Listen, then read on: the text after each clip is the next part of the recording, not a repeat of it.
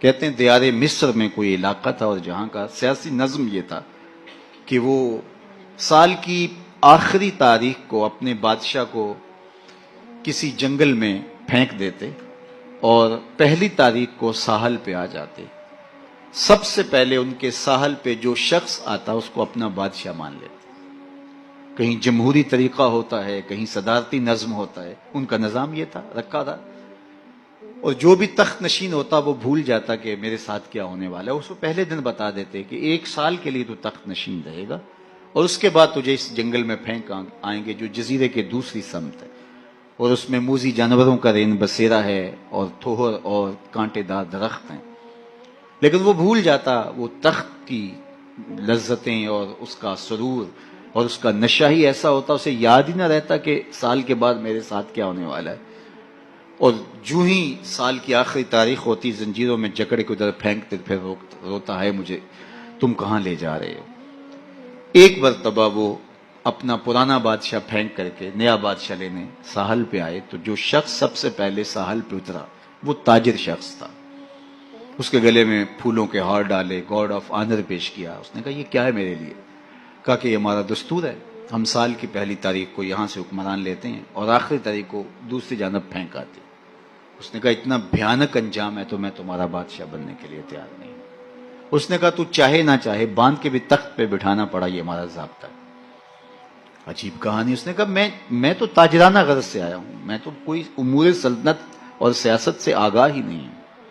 اس نے کہا ہمارے بندے لگے قوانین ہیں, اس کے ساتھ آپ نے کام کرنا ہوگا, اور اس نے کہا ہر صورت میں جو ہے وہ تجھے یہ کرنا پڑے گا. پھنس گیا. اس نے کہا اچھا مجھے یہ بتاؤ کہ سال بھر میری بات تو مانو گے؟ انہوں نے کہا ہاں آپ حکمران ہیں لیکن آپ قوانین میں تحریف نہیں کر سکتے, ترمیم نہیں کر سکتے, تبدیلی نہیں کر سکتے, البتہ آپ کے انتظامی امور ماننے کے لیے ہم پابند ہوں. اس نے کہا ٹھیک ہے کوئی بات نہیں. تخت پہ بیٹھ گیا. رومی لکھتے ہیں کہ جو بھی تخت پہ بیٹھتا اور بغیر کسی محنت کے, بغیر کمپین چلائے, بغیر الیکشن لڑے تو وہ تو پھر بھول جاتا خوشی سے اور عیش و عشرت کرتا. لیکن یہ پہلا شخص تھا جب تخت نشین ہوا تو اس نے کہا بلدیہ کے ملازمین بلائے جائیں. بلائے گئے. کہا جاؤ اس جنگل میں جہاں بادشاہوں کو پھینک کے آتے ہو وہاں کے کانٹے اور جھاڑیاں کاٹو. اور پولیس کے کمانڈوز بلائے. کہا جاؤ وہاں جا کے جو موذی جانور ہیں ان کو قتل کر دو. معمار بلائے. کہا جا کے وہاں خوبصورت محل بناؤ. مالی بلائے. وہاں جا کے باغ لگاؤ, پھل لگاؤ, پھولدار, سایہ دار, ثمردار درخت لگاؤ. حکومتی مشینری, پوری حکومتی مشینری اس باغ کے کانٹے دار درخت کٹوانے, وہاں کے موذی جانور قتل کروانے اور وہاں کنویں کھدوانے, محل بنوانے اور پھلدار, پھولدار, سایہ دار درخت لگانے میں صرف کر دی. جب سال کی آخری تاریخ ہوئی تو وہ جنگل جہاں بادشاہوں کو پھینکا کرتے تھے وہ جنگل نہیں رہا تھا, وہ ایک باغ بن چکا تھا.